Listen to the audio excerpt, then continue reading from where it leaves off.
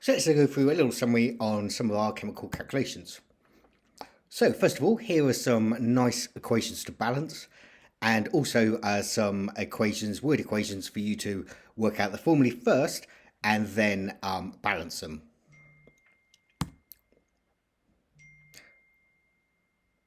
Here are a few mole questions now. So have a look at those. Remember, you can use your periodic table to help you. And some reacting masses as well. Okay, so are you ready? Here come the answers. So we've got nice balanced equations. Probably the most tricky of those is part D. For part D, the key thing is balance your carbons first. So your 3 will always be after the carbon goes in front of the CO2. You then look at your hydrogens in your hydrocarbon and divide that number by 2 and put it in front of water. And the last thing you need to balance is your oxygen. Okie dokie, so here we go. Here we're going to do some balanced equations. Most common error, of course, are formulae. People not doing the formulae right. You can't just make these up, I'm afraid. And also remembering that oxygen and chlorine are diatomic gases as well, along with hydrogen.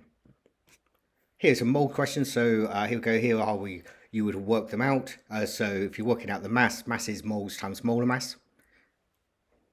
When you're working out your molar masses, it's sometimes a good idea to actually write out how you've got to that number, just so that you can perhaps have your error carried forward if you have miscalculated it.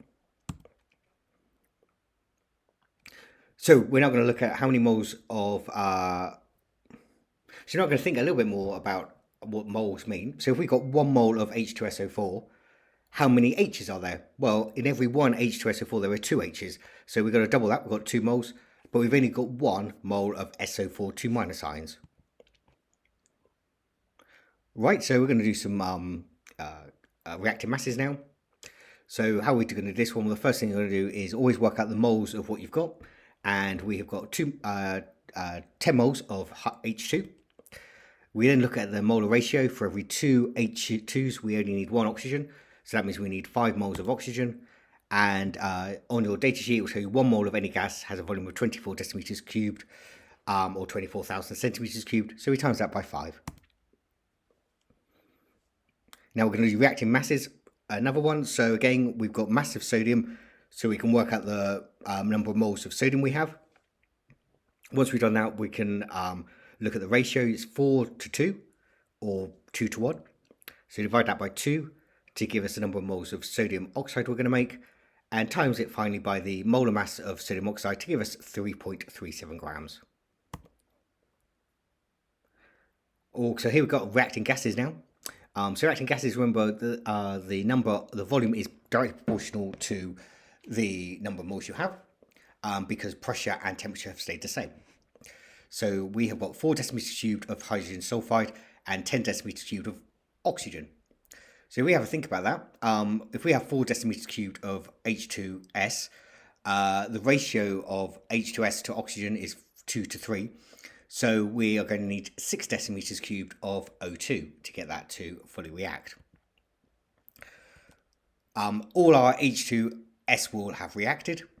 We've used up our 6 decimeters cubed of oxygen, which leaves us with 4 decimeters cubed of oxygen left. If we look at the ratio now, if we used up 4 decimeters cubed of H2S, that's 2 H2S gives us 2 waters. So we are going to make 4 decimeters cubed of H2O gas. And we'll also make 4 decimeters cubed of SO2, because we had our 4 decimeters cubed of H2S to begin with.